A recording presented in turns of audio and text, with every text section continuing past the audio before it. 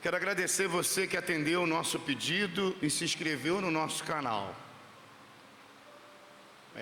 Nunca a gente recebeu tantos inscritos como nessa última semana. Quero te agradecer por isso. Agradecer a membresia que também colaborou com o pedido pastoral. Só eu entrei em contato com mais ou menos uns 700 amigos, na esperança de conseguir pelo menos 100. E eu sei que você está fazendo isso porque isso é mensagem de Deus. Aquilo que é bom para a tua vida, porque tem sido bom para a minha vida, compartilhe. Tenho recebido vários testemunhos essa semana de gente que foi tocada pelo Senhor. Deus abençoe a tua vida, continue orando por mim. Eu tenho as mesmas fragilidades que você tem, eu tenho os mesmos problemas que você tem, mas eu tenho um Deus que você também tem. Ele é poderoso para nos guardar. Se a gente esperar por Ele, Ele vem ao nosso encontro. Muitas das vezes a gente não entende a maneira que Deus está agindo na nossa vida, mas a gente nunca pode perder Deus de vista. Salmo 134 diz: bendizei vós que assisti ao Senhor todas as noites. Você sabe, a gente vem assistir o Senhor, mas na verdade somos assistidos por Ele. A gente veio aqui entregar o culto, mas é o Senhor que nos recepciona, e isso traz paz na nossa vida. Vamos para o capítulo 8 de Jeremias.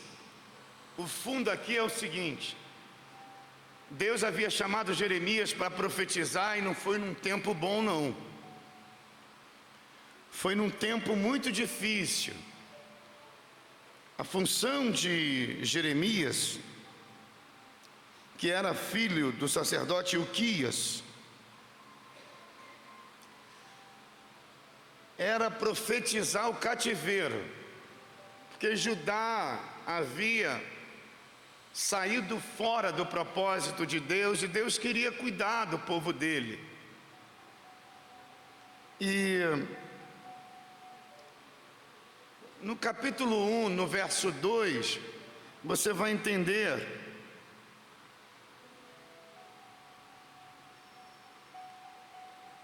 que ele profetizou nos dias de Josias,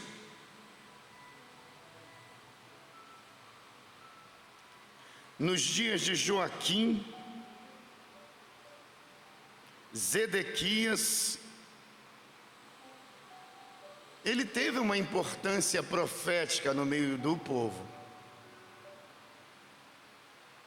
E a palavra de Jeremias é: aceita o cativeiro.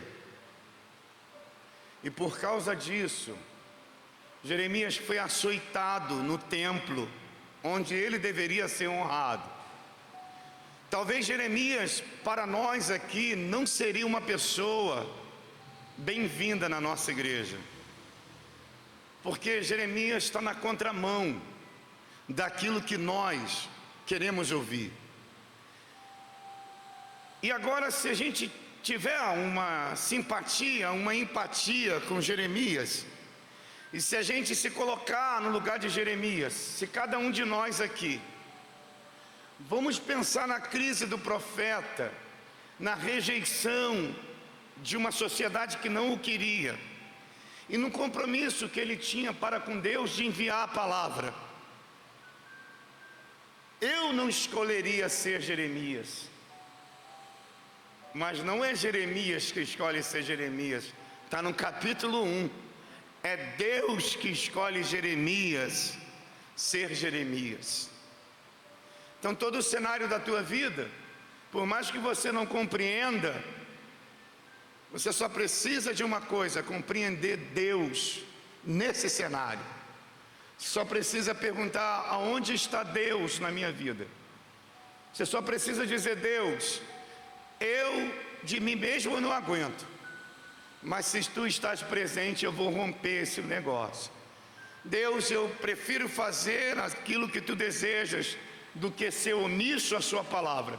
Então a gente vai ler Jeremias capítulo 8. E aqui a gente vai ver um Jeremias mergulhado no ambiente, no meio dos sábios, no meio dos profetas, no meio dos sacerdotes. Tem toda uma palavra de rejeição para ele, de não compreensão. Às vezes nós não vivemos assim, incompreendidos. A gente nem se entende. Vamos ver o que o texto diz para a gente. Diga assim comigo: há um bálsamo em Gileade, há um perfume, há um óleo que cura as nossas feridas, e precisa esse óleo a gente agir. Vamos ver então o texto. Naquele tempo, diz o Senhor, tirarão os ossos do rei de Judá, e os ossos dos seus príncipes, e os ossos dos sacerdotes, e os ossos dos profetas, e os ossos dos habitantes de Jerusalém para fora das suas sepulturas, e expô-la-ão ao sol, e à lua, e a todo o seu exército do céu, a quem tinha amado, e a quem tinham servido, e após que tinham ido, e a quem tinham buscado, e diante de quem se tinha prostrado. Não serão recolhidos nem sepultados, serão como estercos sobre a face da terra, e escolher-se-á antes a morte do que a vida de todo o resto dos que restaram desta raça maligna, que ficar nos lugares onde os lanceis, diz o Senhor dos Exércitos. Jeremias está dizendo: Babilônia vai vir e vai castigar todo mundo. Jeremias está dizendo: porque Israel pecou, porque Israel desobedeceu, Jeremias tem essa incumbência. Olha, Deus vai vir, Deus vai agir com justiça, e o povo está comendo, e o povo está bebendo, e o povo está em desobediência à palavra de Deus. Aí o texto segue no verso 4, diz-lhe mais, assim diz o Senhor: cairão os homens e não se tornarão levantar, desviar-se-ão e não voltarão. Porque, pois, se desvia este povo de Jerusalém com uma apostasia contínua, retém um engano e não quer voltar. Cabeça dura, eles não querem se arrepender. Eu escutei e ouvi, não falam que é reto, ninguém há que se arrependa da sua maldade, dizendo: que fiz eu?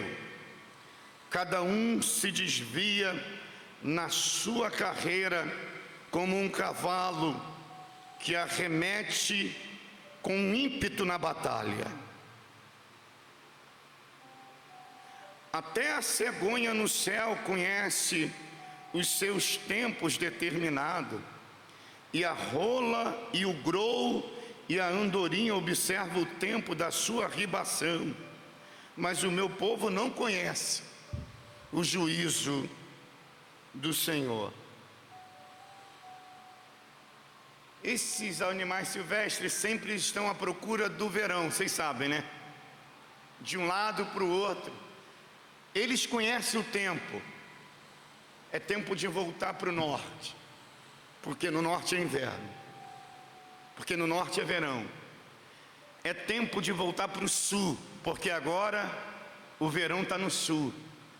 Mas Jeremias está dizendo: gente, o povo não se manca, não sabe que tem um limite, que Deus tem um limite. É tempo de volta, é tempo de se levantar, e o povo não se levanta. O povo não se levanta. É tempo de se render, de se arrepender, e o povo não se arrepende. Você não tem essa sensação? Você ora por alguém e você diz: meu Deus, quanto tempo mais? Isso aqui é profecia. Esse povo não vai voltar não, até Andorinha, o Grou, sabe a hora da volta.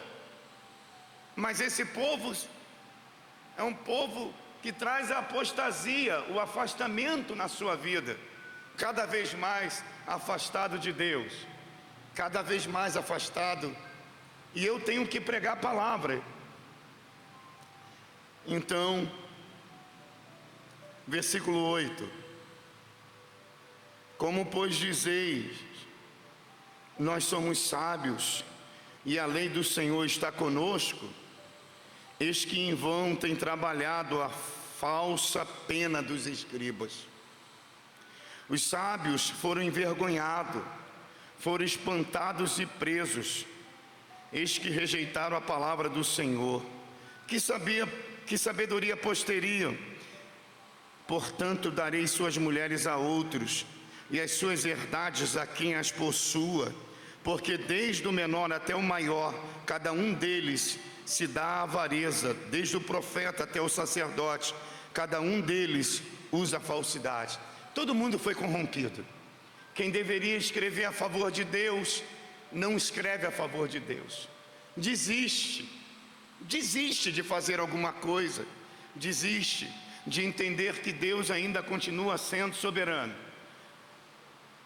Desiste de entender que Deus ainda é justiça e que ainda tem o juízo do Senhor, como diz no versículo 7. E o texto continua: e curam, olha a enfermidade aqui, ó, a ferida da filha do meu povo levianamente. Vocês sabem, eu trabalho na saúde, né? Você sabe o que é curar uma ferida levianamente? É interessante isso que eu quero dizer para vocês aqui. Algumas feridas, ferida é o seguinte, ela tem que cicatrizar de dentro, né, para fora, para os tecidos. Ela tem que fazer isso. Mas muitas das vezes, nessa precipitação, a gente não cura da maneira certa. Então a gente cria aquela casca por cima, e quem olha assim, ó, não tem infecção nenhuma. Por cima assim, ó, tá tranquilo, pele limpinha. Mas depois de alguns dias, aquilo ali começa a incomodar o organismo, e aí a ferida está ali, começa a dar febre. E aí é essa a ideia aqui. Quem deveria curar da maneira certa, cura assim levianamente a ferida do povo. Aí o texto segue, ó, dizendo: paz, paz, quando não há paz. O discurso é mudado. E aí, porventura, envergonham-se de cometer abominação? Não, pelo contrário, de maneira nenhuma se envergonham, nem sabem que coisa é envergonhar-se. Eles perderam a vergonha. Portanto, cairão entre os que caem e tropeçarão no tempo em que eu os visitar, diz o Senhor. É o Senhor que está falando isso. É o Senhor que está dando tempo. É o Senhor que está dizendo ao povo: o povo se arrependa. Certamente os apanharei, diz o Senhor. Já não há uvas na vide, nem figos na figueira, e a folha caiu, e até aquilo mesmo que lhes dei se irá deles. Gente que, mesmo no pecado, estão sendo beneficiados, ainda estão vivendo das migalhas, porque Jaco Nadalmi foi muito feliz, porque ainda tem gente aqui orando, e tem a misericórdia de Deus sustentando. Então essas pessoas estão fazendo o que não devem fazer, dizendo: está tudo bem comigo, quando na verdade não há. E Deus está dizendo: olha, é melhor parar um pouquinho, é melhor se envergonhar do que você está fazendo em relação à minha palavra sobre o ouvido de vocês. Então veja aqui, por que nos assentamos ainda? Juntai-vos e entramos na cidade forte, e ali estejamos calados, pois já o Senhor nosso Deus nos fez calar. Aí Jeremias toma a palavra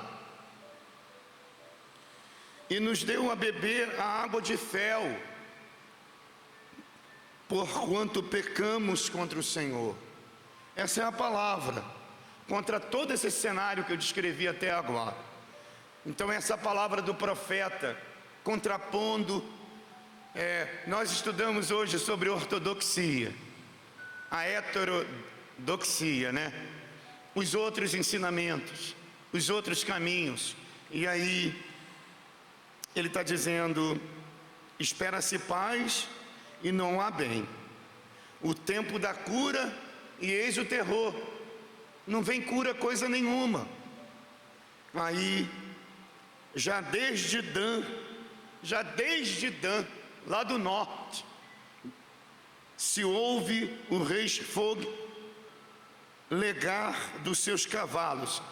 É como se ele falasse assim: ó, Babilônia vem aí, vai entrar pela Síria, vai entrar por Dan, lá na extremidade de Israel, vai entrar pelo norte.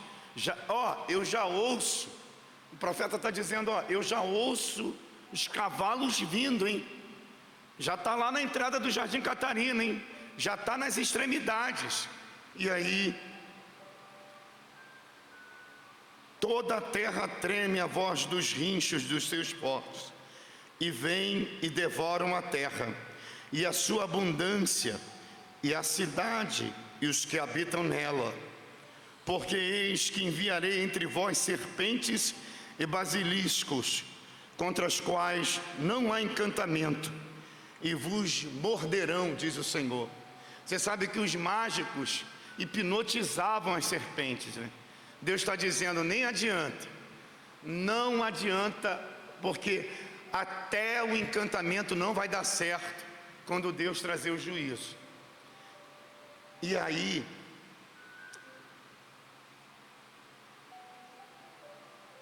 o profeta chora. O profeta pergunta ao Senhor, né? Ah, minha alma, por que estás abatida? Olha que peso de Jeremias. Jeremias é o profeta chorão. E aí: ah, se eu pudesse consolar-me na minha tristeza. Que isso aqui é um sentimento de quem está vendo a crise, conhece o Deus que serve. Ele está dizendo: ah, se eu pudesse consolar-me na minha tristeza, o meu coração desfalece em mim. Não tem momento que a gente olha para a vida e parece que o coração está todo despedaçado. Você fala: meu Deus, eu estou tentando fazer o melhor e essas coisas acontecem comigo. Eis a voz do clamor da filha do meu povo, da terra muito remota. Não está o Senhor em Sião? Você já se perguntou isso? Não está o Senhor na minha casa, no meu emprego, na minha vida, na minha igreja, no meu pastor? Não está o Senhor? Não está nela o seu rei? Gente, Sião tem uma promessa, onde o rei nunca sairia, o cetro nunca sairia de lá. Porque me provocaram a ira com as suas imagens de escultura, com ídolos, né? Com vaidades estranhas. Ah, olha só o que ele fala: poxa, passou a cega, findou o verão, nós deveríamos estar salvos, nós deveríamos ter colheita, nós deveríamos estar com os nossos celeiros cheios, a coisa já poderia ter resolvido. Fala a verdade, vocês não se sentem assim? Quem tem discernimento espiritual, quem dialoga com a vida que está levando, você fala: meu Deus, há quanto tempo? Já passou a cega, já chegou o verão, plantamos e colhemos e nada.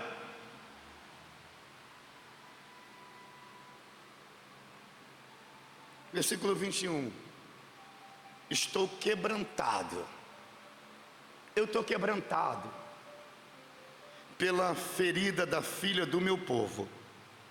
Ando de luto. Você consegue profetizar assim?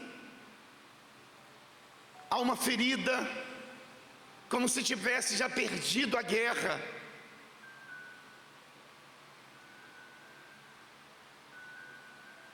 O espanto se apoderou de mim. Eu falei isso hoje, né? Medo de fracassar, medo da palavra do Senhor não se cumprir, medo da gente trair a gente mesmo. Não tem esse negócio, gente? Medo da gente, o espanto, isso é espanto. A gente fica todo perdido. Isso aqui é crise de Jeremias. Quando você se sentir assim, você fala: eu estou na crise de Jeremias. Eu sei que eu sou profeta, eu sei que Deus fala comigo, mas eu estou na contramão do sistema. Nós estamos entrando num tempo aqui na nossa igreja, um tempo de palavra de cura. Examine-se, pois, o homem a si mesmo, e assim coma desse pão e bebe desse cálice. Porque quem come e bebe indignamente, não discernindo o corpo do Senhor, come e bebe para a sua própria indignação, para a sua própria condenação. A gente bebe e come o corpo do Senhor, sabendo quem Jesus é na nossa vida. Você está compreendendo a palavra? E não adianta apontar para dizer: Douglas, você está em pecado. Está em pecado nada, tu és Jeremias. Você está com o coração quebrantado diante de Deus. Você está buscando ao Senhor enquanto se pode achar. Você se submeteu a obedecer a Deus. Você permaneceu no lugar de Deus. Então o texto vai terminar: porventura está todo mundo ferido, está todo mundo fora. Porventura não há bálsamo em Gileade, não há azeite, não há óleo de girassol, não há aquilo que cura as feridas. Gente, em Gileade tinha, estava cheio lá nas campinas do Líbano, e vinha gente de fora, mas não resolvia o problema da ferida de Israel, não resolvia o problema das feridas de Jeremias.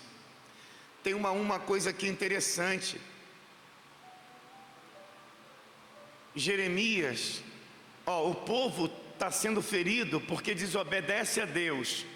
Jeremias está ferido porque o povo não consegue ouvir a voz de Deus. Você entende isso? Os sacerdotes, você leu no texto, eles não aguentaram a pressão não. Eles fizeram concessão, né? Eles falaram: vamos para essa heterodoxia aí, vamos adorar a imagem. Não vou. Mas Jeremias não.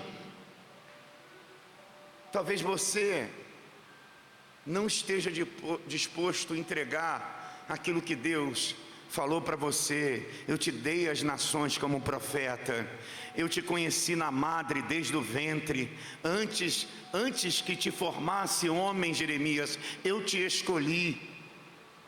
Jeremias, eles vão tentar pelejar contra você, Jeremias, mas não prevalecerão, porque eu sou o Senhor, eu sou contigo para te livrar. Você recebe essa palavra? Você recebe essa palavra? Eu não sei como você chegou aqui, mas eu quero te dizer, porque pois não teve lugar a cura da filha do meu povo. Nessa noite, o Senhor está aqui para trazer cura. E Ele não está nem perguntando para você como que você chegou aqui. Ele está dizendo: Ele está no controle de todas as coisas. Você não precisa fazer igual os sábios, igual os sacerdotes, que preferiram ser contaminados do que levar a palavra de Deus adiante. Vamos orar ao Senhor? Que horas tem? Diga para mim. 7h19. Tem uma palavra de Deus aqui. É interessante isso. Eu fui pregar essa mensagem de hoje. Eu não preguei essa mensagem. Fui ministrar isso aqui na igreja metodista, lá em São Cristóvão. E eu estou com um texto aqui na minha mão. Quando o pastor passa perto de mim, ele falou: Daniel, Deus abençoe. O pastor Fábio Arantes, meu amigo de faculdade, ele falou: prega para esse povo aí. Esse povo está precisando de cura interior. Eu conheci o texto. Eu falei: deixa comigo. Vou fazer exatamente o que Deus está mandando fazer aqui. E eu fui para o texto, ignorei a mensagem. E aí o que Deus me deu lá, para aquele lugar lá, eu entreguei. Mas eu estou certo que essa mensagem é para agora. É para esse tempo. Há um bálsamo em Gileade. Pode não curar Israel, mas cura a gente. O sangue de Cristo já foi derramado. Ou Ele nos garante vitória. Se você está aqui é porque você foi transfundido pelo sangue de Jesus. Corre sangue de Jesus nas nossas veias e vem lá do monte do Líbano, vem para a nossa vida. Eu creio nessa palavra em nome de Jesus. Pai, nós somos profetas e profetisas. A gente não vai fazer o que a caneta dos escribas fizeram. Eles corromperam. A gente quer, nessa noite, nos deliciarmos em Ti. Tu estás nesse lugar. Tu és um Deus que faz o que homem nenhum pode fazer. Mas a gente às vezes não entende o projeto de Deus em nós. E é por isso que estamos aqui partilhando da Tua palavra, outra vez nesse lugar. Toma os nossos corações para Ti, no nome de Jesus. Amém e amém. Então vamos pensar assim. Você concorda que, como Jeremias, nossa vida muitas das vezes tem sido motivo de crise existenciais?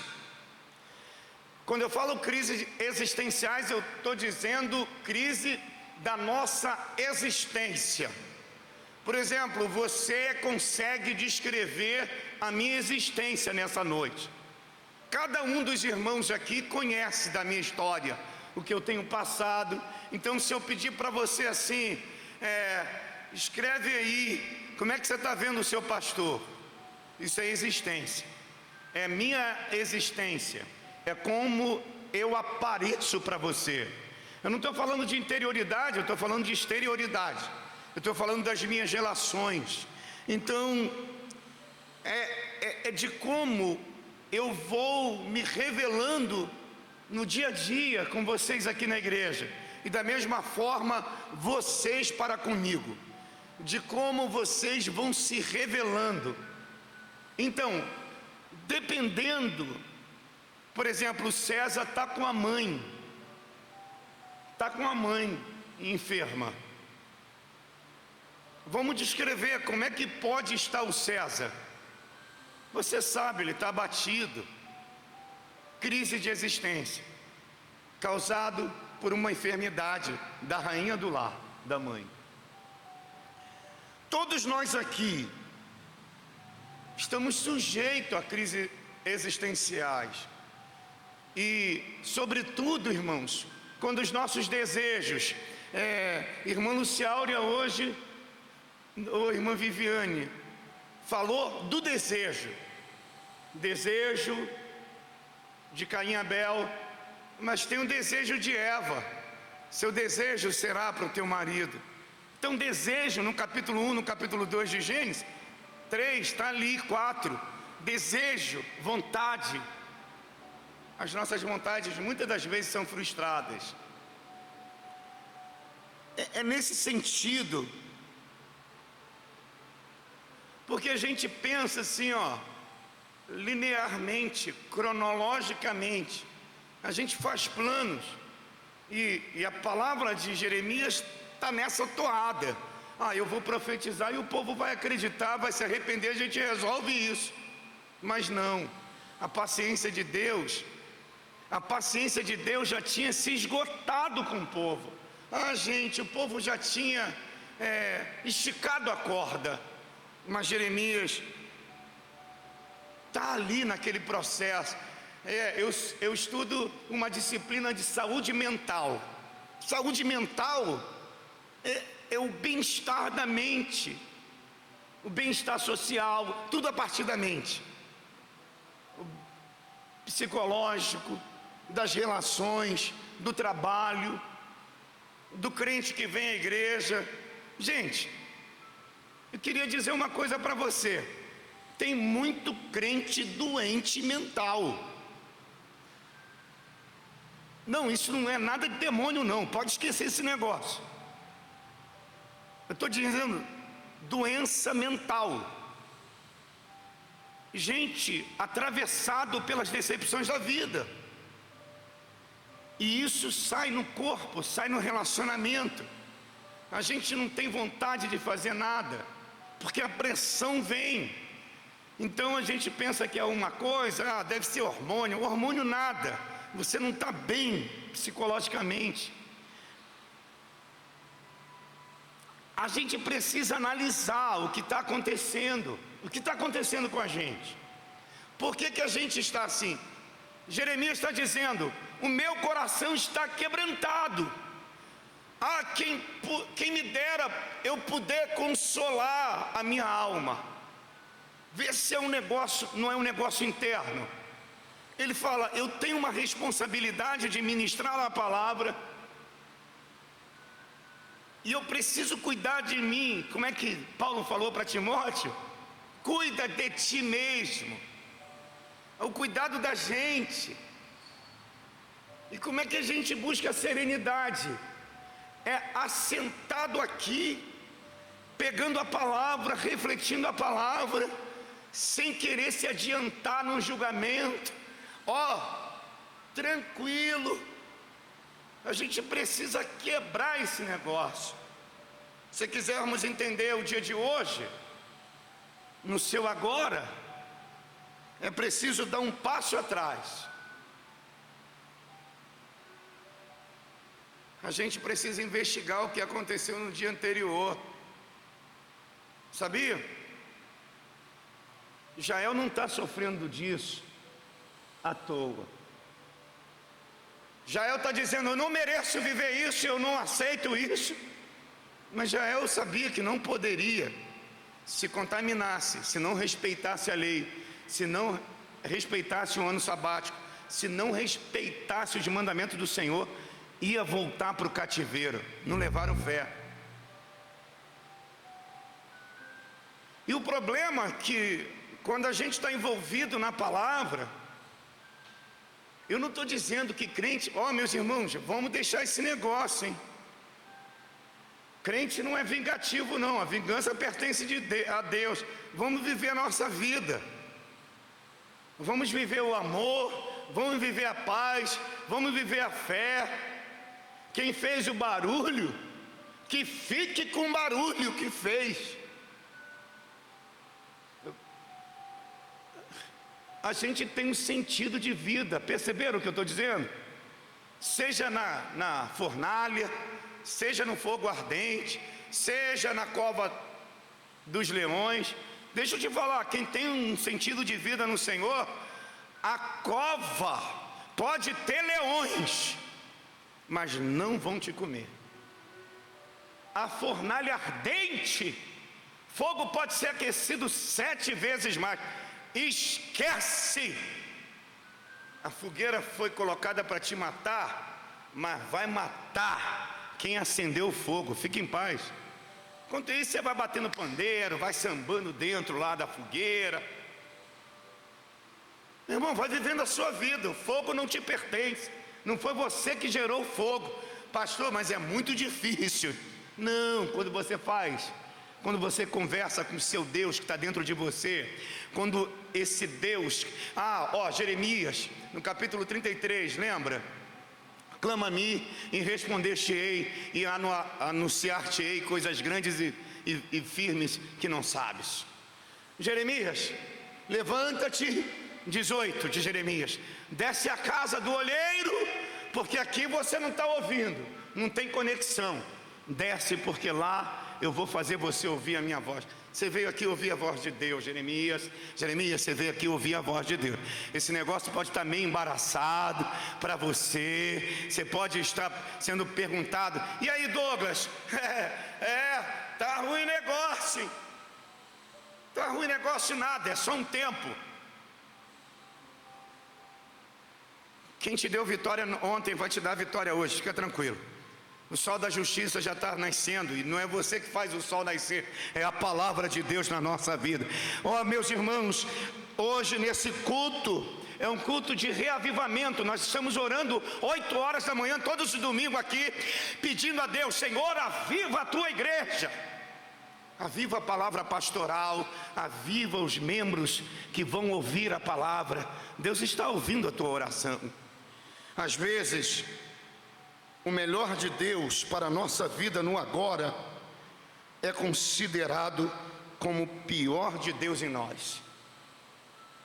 Pegou aí? Às vezes, o melhor de Deus para a nossa vida no agora é considerado por nós o pior de Deus.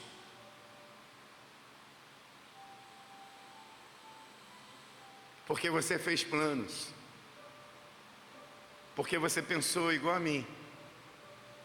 Aos 50 anos eu já resolvi a minha vida, e vai ser só correr para a bola e fazer o gol.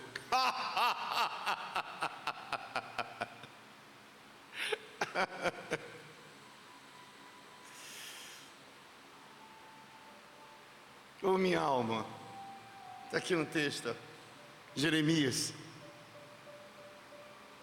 Ele ouve já os cavalos vindo com força. Vai pegar todo mundo, irmão. Vai pegar quem obedece, vai pegar quem desobedece. Jeremias está falando: que povo maluco. Aqui, aí ele, angustiado. Versículo 18, bota o versículo 18 aí. Se eu pudesse consolar a minha alma. Você não pode. Só Deus pode consolar a tua alma. Só do Senhor tem salvação. O diácono Adalmi leu isso com a igreja. A salvação da tua alma está no Senhor. Está no Salmo 43, no último versículo. A salvação da tua alma vem no Senhor. Há um momento na vida de todos nós crucial para definirmos quem realmente somos. Tem um momento crucial na nossa vida, é que a gente parece que não vê Deus presente. É nesse momento crucial para a gente se definir, se autodefinir. É que a gente vai ouvir de Deus aquilo que a gente não quer ouvir. E sabe como é que os teóricos chamam esse momento? Os teólogos dizem isso: é o momento de crise na vida do profeta. É um momento crucial. O profeta sabe que Deus está presente. O profeta sabe que Deus tem uma palavra de juízo. O profeta sabe, irmãos, meu Deus, crise é uma palavra da medicina. E todas as vezes que para um cirurgião, um médico, um momento crítico, já ouviram falar, né? Crítico é um momento de crise, é o momento da intervenção, é aquele minuto de ouro. Não pode passar nem menos nem mal. Isso é crise. A crise funciona na nossa vida assim. Kleber está em crise. Você está em crise. Vou fazer matemática para partir dali engenharia. Isso é crise. É um momento que a gente define aquilo que a gente de fato é.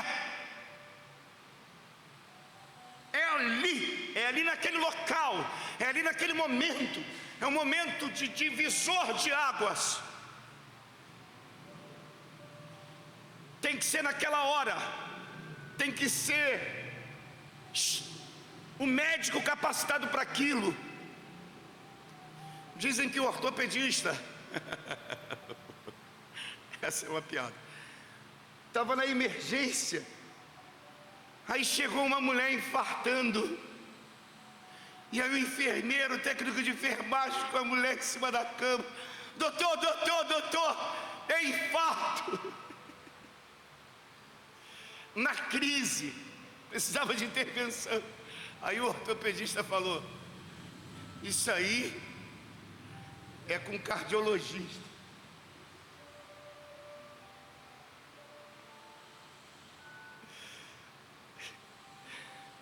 Para todo mundo é um médico, né? Para todo mundo é um médico, mas é o ortopedista, só vê osso. Ele é fera em osso. Ô, amigo ortopedista, não estou criticando não, é só uma piadinha.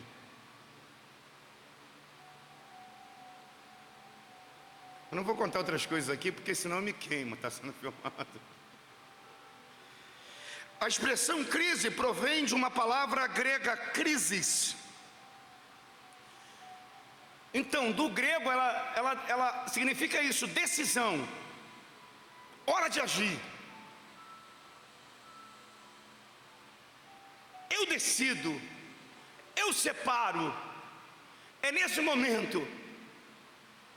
Processo de crise deve ser entendido não somente como algo negativo, irmãos, mas como algo que pode dar sentido, reafirmar os nossos valores, reafirmar nossa capacidade de existência.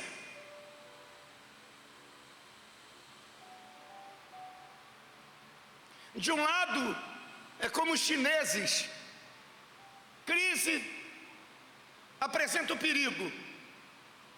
Do outro lado, a crise apresenta oportunidades. É nesse momento onde a gente ouve de Deus aquilo que a gente não quer ouvir, é que a gente tem que decidir se a gente quer Deus na nossa vida como oportunidade naquele momento de fragilidade, ou se a gente quer se sucumbir no perigo.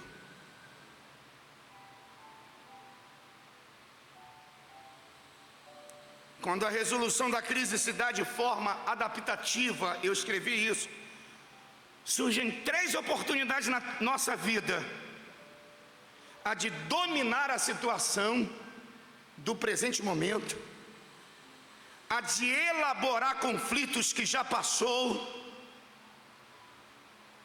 Olha só que interessante. E a de significar estratégias para o futuro. Pô, esse negócio aqui é muito legal, não é não? Olha como crise na nossa vida tem um lado positivo. É você pegar aqui e falar assim: Deus,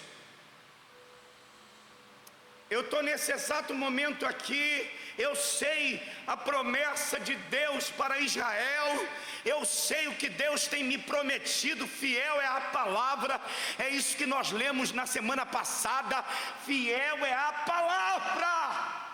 Foi fiel ontem, é fiel hoje e vai ser fiel amanhã. Meus irmãos, baseado nessa palavra, você pode acreditar em Deus, porque Jeremias acreditou. Deus vai cuidar de Jeremias no meio de uma geração corrompida, no meio de um mundo pecaminoso, um mundo que erra e fica romanceando e fica o tempo todo dizendo: tem paz, tem paz. O texto está dizendo: não há paz. Tem remédio, mas eles não querem ser curados. Você conhece alguém assim?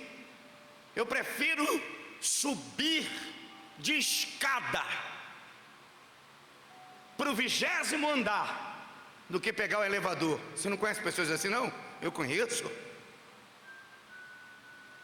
É um exemplo bem prático do que está acontecendo no texto. Gente, é melhor se render a Cristo. É melhor dizer assim: Deus, eu entrego a minha vida a Ti. Deus, eu vou passar por essa turbulência, mas eu sei que eu vou chegar lá. Deus várias vezes intervém na nossa história de vida, no nosso momento crucial. Deus nos dá a oportunidade para a gente se revelar forte, mesmo quando a fraqueza parece estar presente e querer assumir o lugar dessa força motora que vem de Deus pela sua palavra. Deus às vezes, meus irmãos, é isso. Deus às vezes traz luto na nossa vida. O texto tem a palavra luto. Deus às vezes traz algumas coisas caóticas na nossa vida para a gente entrar em crise, para a gente se descobrir quem a gente é. Lembra de Davi? Davi está no mole. Está matando ovelhinhas, está matando leão e urso, já está dominando aquele. Depois ele vem e mata gigante para Davi tem confiança em Deus. Tá legal, ele fala em nome do Senhor do Exército. Ele vai morar num palácio.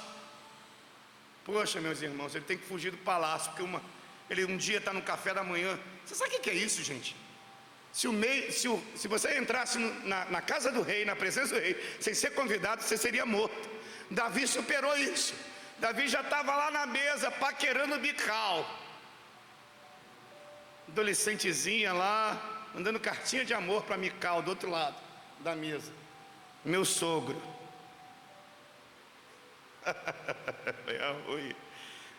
Aqui começaram a cantar: Saul matou 1000,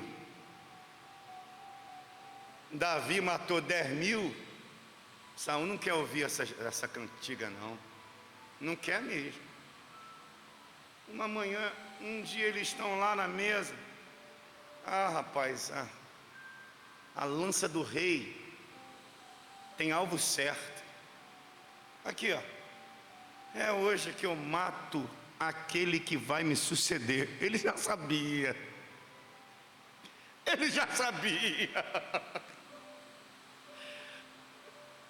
Eu queria dizer para alguns dos senhores e senhoras que estão aqui nessa noite, com todo o carinho pastoral, profeta Jeremias, através da palavra: ei, você fica aí no mole, comendo das uvinhas do rei nessa vida mal. Você acha que Deus te chamou para ficar tocando harpinha nessa vida fácil, dizendo: é Deus, isso aqui tá bom para mim?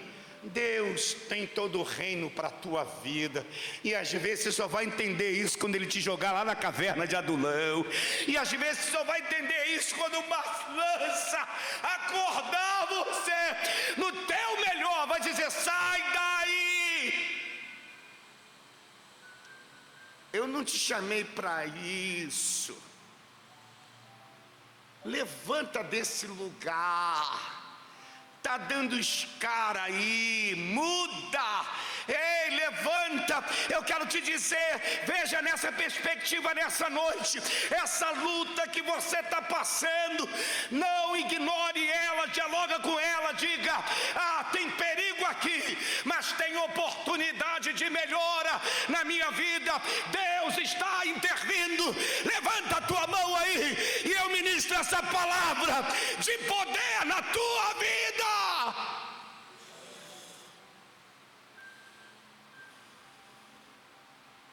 É Mateus capítulo 9.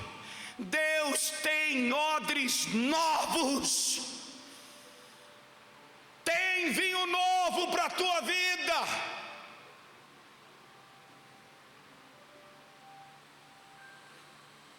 Você concorda que Deus está em nossos desconfortos? Deus está nos nossos desconfortos. Você concorda que Deus está nas nossas crises? Deus está nas nossas crises. Você concorda também que o melhor de Deus é ótimo? O melhor de Deus é ótimo.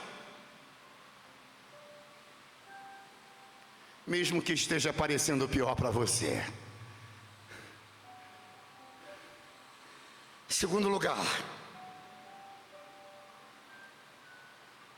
na vida teremos algumas crises.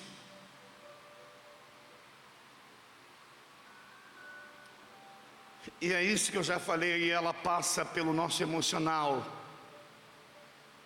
Tenha controle. Segure mais um pouquinho. Não desista. Eu sei que dentro de você tem uma vontade danada de jogar tudo para cima, de voltar atrás, de fazer as mesmas coisas que fazia ontem e não deu certo. Para Jeremias o momento é de crise existencial, está carregado de tristeza, porque para ele o povo está fazendo o que não era para ser feito. Ele não pode abnegar da responsabilidade de falar: Atalaia, Atalaia, o sangue do inocente vai ser cobrado de você. A gente tem que se colocar no lugar de Jeremias. A gente precisa se comprometer. A sua família vai ser salva por tua causa. A gente precisa acreditar nisso.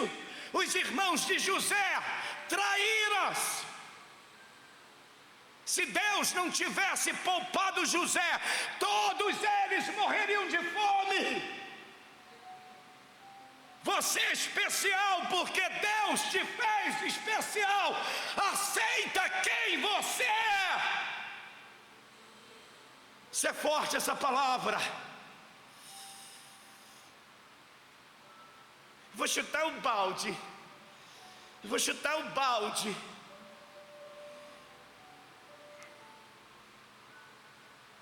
Nós somos seres humanos. Todos nós estamos sujeitos a tropeçar. A gente dialoga com a gente mesmo sobre as questões da vida material. Tem a ver com a gente. Mas muitas das vezes a gente não consegue gerenciar, irmã Viviane. Jeremias está acuado, está com seu coração abatido. Ele ama Deus, ele ama aquele povo, irmãos. Tem consciência do seu chamado, percebe que é rejeitado pelo povo, só porque ele escolheu a Deus. E a gente já leu o versículo 18. Vamos ler mais um pouquinho? Vê o versículo 18. Oh, se eu pudesse consolar-me na minha tristeza. Ah, se eu pudesse dar um jeito nisso. Ah, se eu pudesse mudar a história desse povo. Jesus passou por isso quando ele entrou em Jerusalém. Jerusalém, Jerusalém, por que vocês matam seus profetas? Quantas vezes eu quis te trazer no meu colo, mas vocês me rejeitaram. Todo homem chamado por Deus, toda mulher chamada por Deus, vai ter esse momento de crise, precisa dialogar na sua existência, na sua materialidade, precisa dizer: Deus tem misericórdia de mim, porque eu não posso mudar o pensamento do diácono Adalmim, mas eu preciso manter o meu, mas eu preciso manter a minha fé, mas eu preciso manter a minha confiança em Ti. Eu não posso abrir mão daquilo que eu me tornei, eu não posso me deixar vender. Levanta a tua mão aí, receba de Deus o consolo para a tua tristeza, para o teu desconforto, para a tua crise existencial. Espírito de Deus, enche nessa noite. Elebaçoube, calabachandarabacaias. A mulher do fluxo de sangue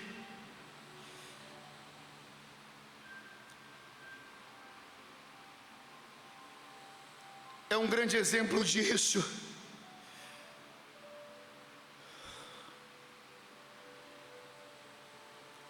Vocês concordam comigo que é o momento de procurar o Senhor e rearranjar algumas coisas dentro da gente? Porque Deus sabe o que está acontecendo no meio do povo, no meio da gente, dentro da gente. Deus sabe onde a gente está inserido. Deus sabe o que nós estamos experimentando.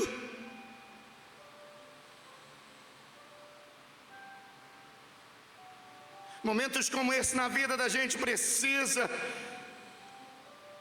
encontrar um caminho até Deus. A gente precisa acreditar que esse negócio vai passar.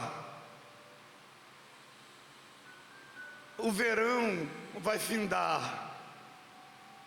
Nós vamos estar salvos daqui a pouco. Pega essa palavra aqui e joga no positivo. Chegou a cega, findou o verão. Na concepção do povo, nós não estamos salvos, mas nós que obedecemos a Deus, nós estaremos salvos sim, em nome de Jesus. Eu queria ler com você o capítulo 42 de Salmos, versos 5 e 6, porque eu escrevi aqui: porque estás abatida, ó minha alma. Davi nem sabia que eu ia. Ele leu o 43, que é uma continuação do 42, literalmente, né? Porque repete os mesmos versículos. Olha o que ele diz: porque estás abatido a minha alma. Porque essa é a palavra de Deus para a nossa vida, tá, gente? Essa é a palavra do ambiente. Essa é a palavra latente, revelada aqui para essa noite. Então a gente tem que, no agora, aproveitar isso como oportunidade. Porque estás abatido a minha alma. Porque te perturbas em mim. Espere em Deus, pois ainda o louvarei pela salvação da sua face. O meu Deus, dentro de mim a minha alma está abatida. Por isso lembro de ti. Deus, eu só lembro, Deus, se eu estou te incomodando, olha só aqui, olha que amorzinho, Jeremias. Deus, eu só estou te incomodando porque a minha alma está abatida, então eu lembro de ti. Olha a relação do salmista. Diga assim: você tem essa intimidade com Deus nessa noite? Diga para ele: Deus, eu só estou te incomodando porque a minha alma está abatida. Deus, eu só estou te acordando, te incomodando mais uma vez, porque eu estou chorando muito, porque fora de mim tem um povo rebelde, porque eu não consigo dialogar. Sabe aquela visão de Isaías? Eu estou perecendo, porque eu habito no meio de um povo também que perece. Toque na orla dos vestidos de Jesus nessa noite. Diga para Ele: me dá virtude para prosseguir. Estanca o sangramento, estanca aquilo que pode me matar. Diga para Deus. Talvez muita gente aqui esteja passando por isso. Então eu digo para você pela palavra: vai passar, vai passar. Mas o que é preciso fazer é dialogar com você, com Deus que está dentro de você. Deus está aí, irmãos. Pode até não estar fora no meio do povo, mas está dentro de você, está aqui dentro de mim. Deus, a tua alma, fale com Deus sobre você mesmo. Diga para a sua alma que Deus é Deus. Motive a tua alma nessa noite. Diga, Fatinha, diga para Deus. Irmã Fatinha, diga para Deus: o Senhor vai mudar essa situação. Aquele jeitinho teu de conversar, Deus é bom. Conversa assim com esse Deus que está dentro de você. Diga para Ele: Deus, eu só estou te incomodando porque a minha alma está triste. Imagina, hein? Aquela. Veja que o momento da crise existencial, de identidade, ela beira quase uma loucura, sabia? Que é esse sair de você e você perde o rumo.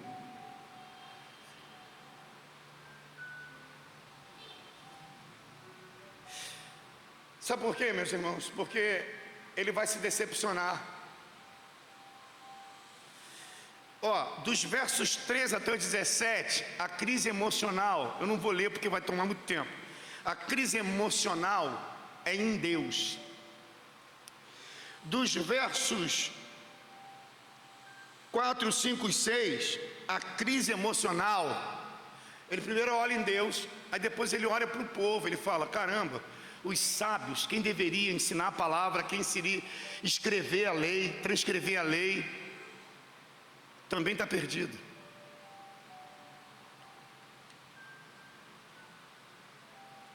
E do 8, 9, 10, 11, com profetas e sacerdotes. Sabe, você chegar numa igreja e você não conseguir chorar, você não conseguir paz, pelo amor de Deus, gente. Já viu alguém que disse assim, cara, eu conheço um monte de gente, é gente oprimida, é gente que já está muito mal mesmo. Eu entrei na igreja de um jeito e saiu pior. Meus irmãos, quando você pegar alguém falando isso, ora por essa pessoa, porque essa pessoa está muito mal. Está no estágio último de colapso, vai morrer a qualquer momento. Como é que a gente sai disso, pastor? Não, mantenha a certeza que todo final de um túnel tem uma luz.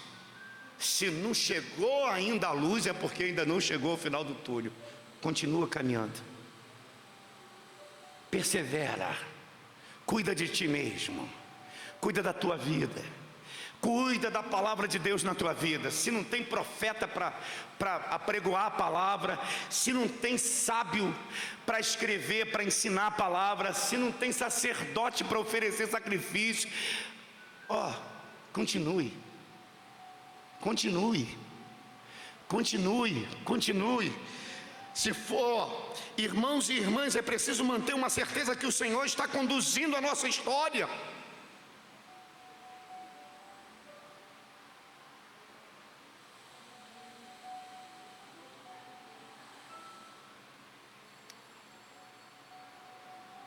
Que no próprio movimento, olha só que interessante que eu vou falar para você. No próprio movimento da vida, é paradoxal o que eu vou dizer, contraditório. No próprio movimento da vida, a gente encontra estabilidade. Como é que pode isso? Hein, Jonas? No próprio movimento da vida, a gente... Deus faz esse negócio com a gente. Esse movimento teu aí pode ser um movimento estranho, mas vai te dar estabilidade em nome de Jesus. Às vezes, perante a presença daquilo que Deus tem para nós, tornamos as coisas simples em complexas. É melhor obedecer a palavra. É melhor fazer o que precisa ser feito. Se Deus mandar voltar, é tempo de voltar. Se Ele mandar levantar, levanta. É para levantar. Judá quer ser Jacó.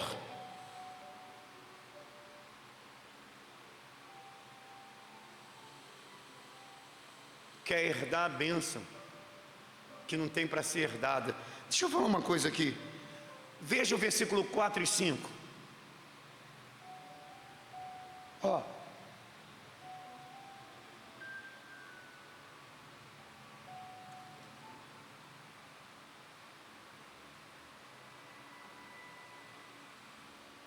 lá, 4 e 5 de Jeremias 9. Jeremias 8. Diz-lhes: Mas, assim diz o Senhor, cairão os homens e não se tornarão a levantar? Desviar-se-ão e não voltarão? Por que, pois, se desvias este povo de Jerusalém como uma apostasia contínua? Retém um engano e não quer voltar. Às vezes, perante a presença daquilo que Deus tem para nós, a gente torna a coisa simples em coisas complexas. Gente, se Deus está mandando levantar, levanta. Se Deus está mandando voltar, volta. Para que complicar? Porque senão você vai ficar aí 40 anos no deserto. Você sabia que a gente tem vivido experiências assim? Se for preciso mergulhar 7 vezes no Jordão,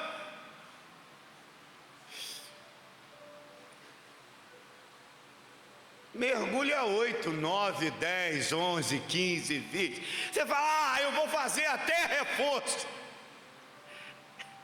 Essa vacina que você tomou aí é a primeira dose, é a segunda, agora a segunda não vale mais nada, tem que tomar a terceira. Não tem que tomar? Toma! Daqui a pouquinho eles já estão inventando a 4ª dose por causa da variante. Não tem que tomar? Toma! Para de complicar as coisas. Não tem que vir adorar chorando, vem adorar chorando. Não te falei de Jairo? A filha dele estava morta em casa. Ele deixa todo mundo lá, e é com Jesus que Jairo vai conversar. Não complica as coisas não. Ele veio adorar. Jesus também não atende ele imediatamente, porque tem gente mais necessitada do que ele. Ele espera por Jesus. Alguém já disse assim, já morreu, está morto nada. Jesus, espera, crê somente. Gente, é só esperar. Saul, né? É melhor obedecer do que sacrificar. Fica aí no teu lugarzinho. É tempo de renovação de mente. É tempo de cura. É tempo de cura. E eu termino aqui. O arrependimento, a volta, é o que Deus quer de cada um de nós. É isso que Ele quer. Precisamos assumir o que somos diante de Deus. Enfermidade tem que ser tratada como enfermidade. Enfermidade é enfermidade. Mal é mal. O que não pode, não pode. Guerra é guerra, vergonha é vergonha. O texto diz que eles não se envergonharam. Está no versículo 12. O cara faz um monte de besteira, a mulher faz um monte de besteira, é vergonha. Está dizendo Deus é misericórdia. Não, beleza, Deus é misericórdia, mas assume o teu erro. Assume a tua parte no processo. Jeremias está ali voltando o tempo todo para aquele povo. Você sabe o que é dormir? E hoje eu acordo. Vê lá o Jeremias capítulo 20. Senhor, eu fui seduzido pela tua palavra, mas Senhor, como eu posso deixar a tua palavra? A salvação está em ti. Precisamos nessa noite, e aí eu caminho para o final, assumir as nossas culpas, olhar para a gente com responsabilidade e assumir as nossas vergonhas. É chegar diante de Eliseu e dizer: o meu marido, teu servo, morreu e me deixou endividado. É ser honesto diante de Deus. Eu não tenho nada. E era homem de Deus. Sabe o que eu acho mais interessante? Que aquela mulher reconhecia o marido, homem de Deus, mas era um cara que, sei lá, não sei porque ele ficou endividado. A gente fica com medo de assumir alguns traumas da gente diante de Deus. de compartilhar. Não, meus irmãos, vergonha é vergonha no texto. Está no versículo 11, o machucado é machucado, o ferido é ferido. Pastor, eu estou ferido. Agora, eu estou ferido. Há falsa diária para isso.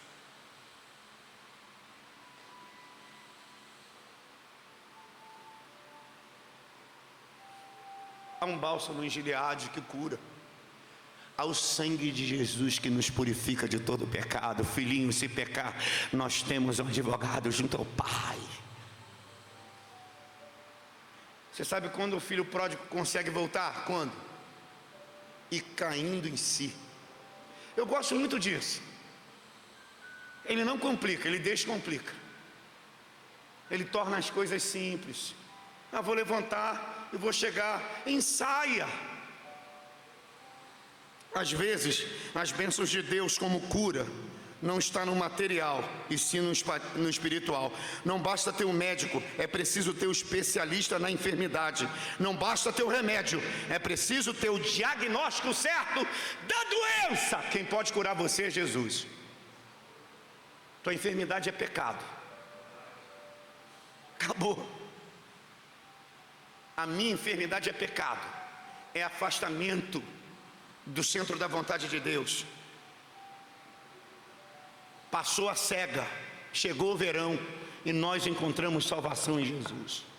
Esse é o nosso discurso. É um discurso ortodoxo. Está nessa mão aqui. Eu quero que você saia daqui acreditando nisso. Aquele que prometeu a você é fiel para fazer cumprir. Chova pau ou chova pedra, ele para o sol para Josué em Gibeon, mas ele traz a vitória. Fica de pé.